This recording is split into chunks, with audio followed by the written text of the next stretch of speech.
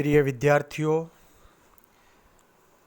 आज हम कर रहे हैं 1935 के अधिनियम का दूसरा व्याख्यान। इससे पहले एक व्याख्यान हो चुका है जिसमें हमने 1935 का जो अधिनियम बना, जिसको रिफॉर्म एक्ट 1935 कहा गया, उससे पहले भारत में क्या क्या राजनीतिक घटनाएं घटित हुईं, उन सब का हमने जिक्र किया था। अब आज हम मुख्यतः जो बात करेंगे वो 1935 के अधिनियम की विशेषताएं करेंगे। भारत के लिए जो अब तक के संवैधानिक प्रस्ताव तैयार किए गए, उनमें 1935 का अधिनियम अंतिम एवं आधुनिक युग में साम्राज्यवादी सरकार द्वारा बनाया गया यह तीसरा संविधान था। इस संविधान को आमतौर पर अंग्रेजों ने कुछ रक्षा उपायों के अंतर्गत स्वराज्य की परोक्ष उपलब्धि या किसी भी रूप में स्वराज्य की विस्तृत और उदार स्थापना कहा, किंतु भारत के सभी राजनीतिक दलों ने इसे अस्वीकार कर दिया, चूँकि इसमें पूर्ण स्वतंत्रता को नकार दिया गया था। तो ये 1935 का अधिनियम, इसकी मुख्य विशेषताएं क्या थी? 1935 का अधिनियम की विशेषताओं की यदि हम बात करें तो पहला ये है कि लंबा प्रालेख। 1935 का अधिनियम काफ़ी लंबा और जटिल था। इसमें 14 भाग, 321 धाराएं तथा 10 अनुसूचियां थीं। इस अधिनियम में केवल मूल सिद्धांतों को ही निर्धारित किया गया था, वरन शासन संबंधी, मैं रिपीट कर रहा हूँ, इस अधिनियम में केवल मूल सिद्धांतों को ही निर्धारित नहीं किया गया था, अपितु शासन संबंधी सभी बातों का भी उल्लेख किया गया था। इसीलिए भारत के पूर्व रिफॉर्म कमिश्नर H.V. हडसन के मतानुसार यह एक ऐसा भवन था जिसे देखकर बरबस प्रशंसा करनी पड़ती थी। तो मतलब ये बहुत बड़ा था, बहुत सारे इसमें प्रावधान थे। ये अलग बात है कि हिंदुस्तानियों के लिए उसमें कितना क्या कुछ था, लेकिन जैसा मैंने कहा कि लंबा और जटिल था। दूसरा है, इस अधिनियम में प्रस्तावना का अभाव। इस अधिनियम में कोई नवीन प्रस्तावना नहीं जोड़ी गई और 1919 के अधिनियम की प्रस्तावना ही जोड़ दी गई। अतः यह किसी प्रस्तावना के बिना ही पारित किया गया। अब इसके बाद है संघ की स्थापना। यह संघ 11 ब्रिटिश प्रांतों, 6 चीफ कमिश्नर के प्रांतों एवं देशी रियासतों से मिलकर बनना था। समस्त ब्रिटिश प्रांतों के लिए संघ में शामिल होना अनिवार्य था, परंतु देशी रियासतों के लिए उनकी इच्छा पर निर्भर करता था। प्रस्तावित योजना की विशेषता थी उसमें सुझाई गई संघीय व्यवस्था का स्वरूप। संघ का निर्माण तभी होता जबकि देशी रियासतों की कुल जनसंख्या की कम से कम आधी जनसंख्या का प्रतिनिधित्व करने वाले ऐसे शासक जिन्हें संघीय विधानमंडल के उच्च सदन में देशी रियासतों के लिए निर्धारित कुल स्थानों में से कम आधे स्थानों का अधिकार हो, वे संघ में सम्मिलित होने थे। उस समय देशी राज्यों की संख्या लगभग 600 थी और संघ के निर्माण के लिए कम से कम आधे राज्यों का अधिमिलन आवश्यक था। कहा गया कि अधिनियम के अंतर्गत बनने वाले संघ में एककों की संख्या 316 से अधिक होने की आशा उन्होंने की जा सकती थी। इस दृष्टि से भारत संघ अद्वितीय होता। हाँ, तो विद्यार्थियों, मैं एक बार पुनः अपनी बात को दोहरा रहा हूँ कि इस दृष्टि से भारत संघ, जब यदि इसमें 316 राज्य आ जाते, इस दृष्टि से भारत संघ अद्वितीय होता क्योंकि यह किसी दूसरे संघ से भारी पड़ता, क्योंकि इतने जो स्टेट्स का कोई यूनियन और कोई था नहीं। संघ के दोनों सदनों में राज्यों को उचित प्रतिनिधित्व दिया गया था। संघ असेंबली में 375 सदस्यों में से 125 अर्थात 33% और संघ के दूसरे सदन काउंसिल ऑफ स्टेट्स में 260 में से 104 अर्थात 40% देशी रियासतों के लिए जाने थे। रजनी पामदत्त ने लिखा है, इन राजाओं को दोनों सदनों में महज प्रतिनिधित्व ही नहीं करना था बल्कि ज़रूरत से ज़्यादा प्रतिनिधित्व करना था और इस काम में यह नहीं देखा जाना था कि अमुक राजा अपनी रियासत के आकार और जनसंख्या के आधार पर प्रतिनिधित्व करे।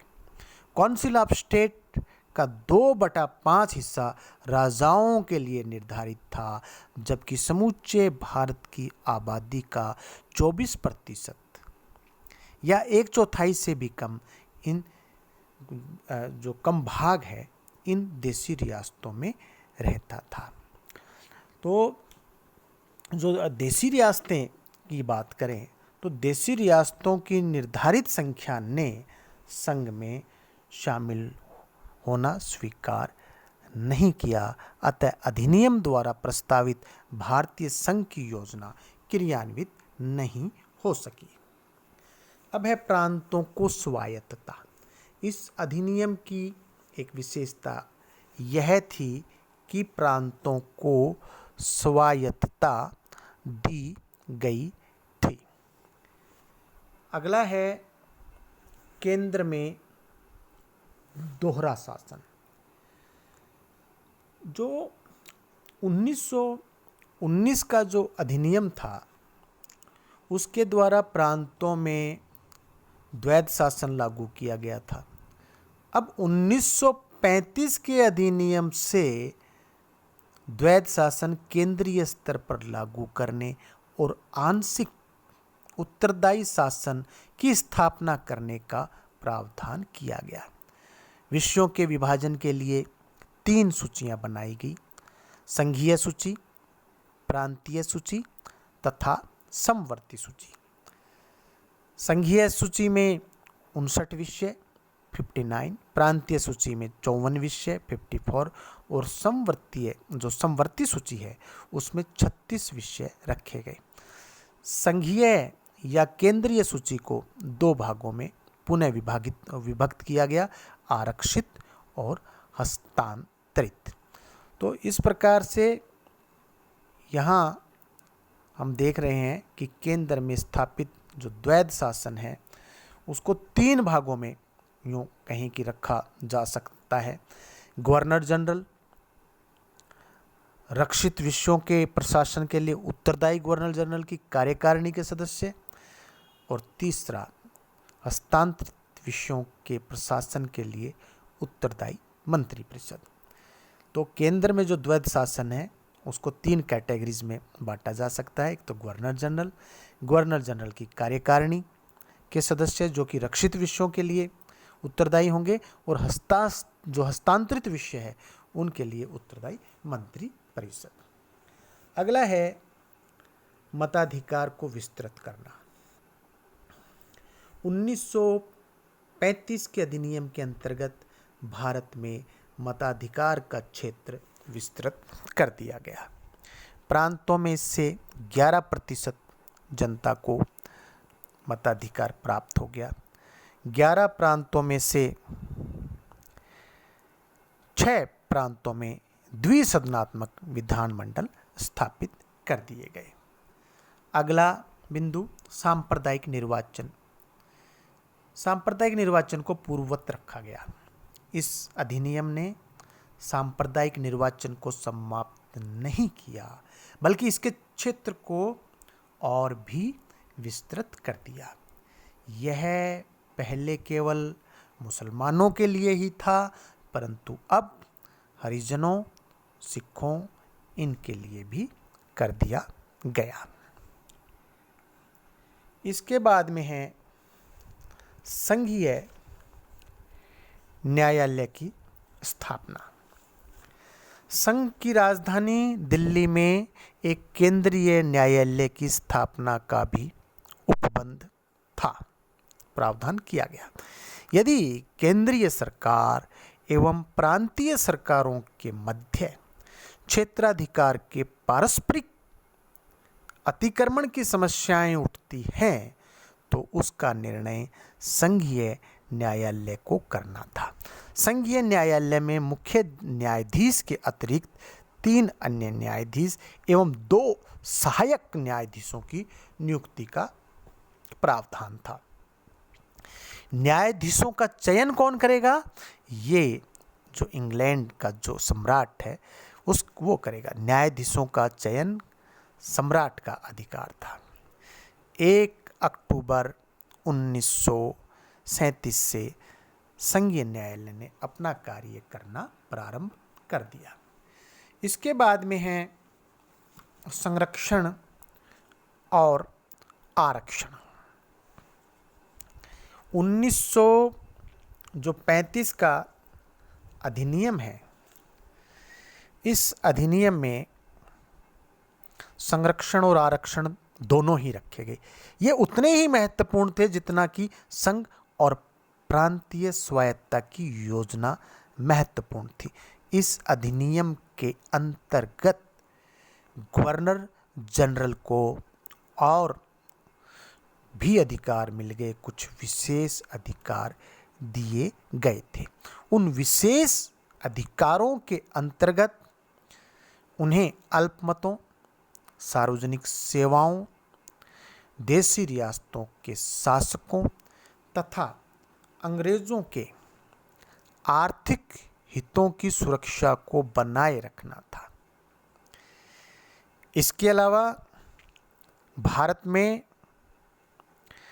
सुरक्षा व शांति को बनाए रखने का उत्तरदायित्व भी गवर्नर जनरल का था।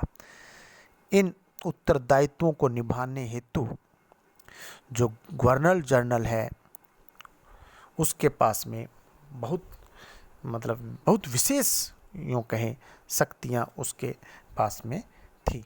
तो ये जो शक्तियाँ हैं गवर्नर और गवर्नर जनरल की, ये शक्तियाँ हैं, इन्हीं शक्तियों को संरक्षण और आरक्षण कहा गया है। अब इसके बाद में है बर्मा, बरार में परिवर्तन। 1935 का अधिनियम जब पारित हो गया, मतलब अंग्रेजों ने इसको पारित कर दिया था।